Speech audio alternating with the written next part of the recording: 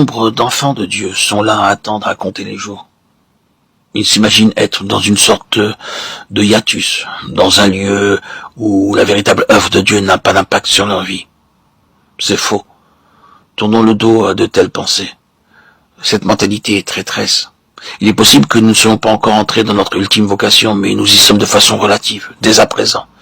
Et nous n'y entrerons jamais pleinement, à moins de mettre à profit toutes les possibilités que nous avons sous la main, maintenant même. Une telle situation est d'ordre préparatoire. Si le Seigneur venait à nous disant, vois-tu, le temps actuel apparemment sans relief dans le caractère de l'œuvre est néanmoins prévu par moi pour te qualifier en vue d'une grande œuvre que j'en réserve, qui se déploiera au cours d'une année fixée d'avance, et au premier jour de cette année précise, tu t'engageras dans un vaste champ d'action. Nous mettrions aussitôt l'intervalle à profit pour nous préparer. Mais Dieu ne fait pas cela, et cependant, il se pourrait bien qu'à un moment précis, inscrit dans le plan de Dieu pour notre vie, il y ait un départ vers une tâche très importante. Mais il ne voudrait pas que nos cœurs soient en travail devant lui uniquement en raison de la portion de l'œuvre qui nous attend. Il désire que nous soyons travaillés intérieurement au sujet de notre union de cœur avec sa personne.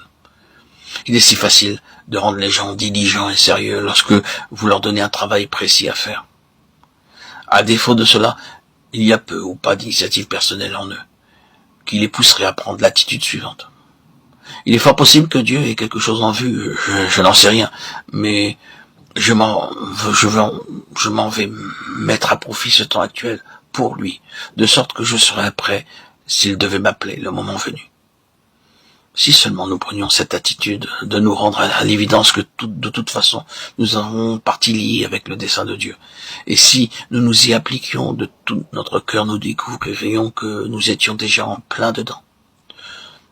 Notre présente situation est rattachée au dessein de Dieu par un lien très fort, et si nous suivions cette ligne, si nous prenions cette attitude, nous verrions affluer en nous des énergies par notre détermination à poursuivre cet objectif. Par manque de vision, le peuple s'en va en morceaux. Ce n'est qu'une autre expression pour dire que la perte ou l'absence de la conscience d'un dessein signifie une perte de puissance. Rien n'est plus destructeur d'énergie que la perte du sentiment d'être gouverné par un dessein.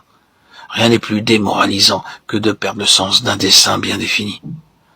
Si l'ennemi peut trouver accès en nous pour nous donner le sentiment qu'après tout, nous sommes mépris sur notre vocation, notre vie, notre œuvre, et qu'en pensant que Dieu nous confiait une tâche, bien que ce n'était pas vraiment le cas, que tout cela est faux et qu'il n'a jamais eu cette pensée, alors l'ennemi nous a démonis.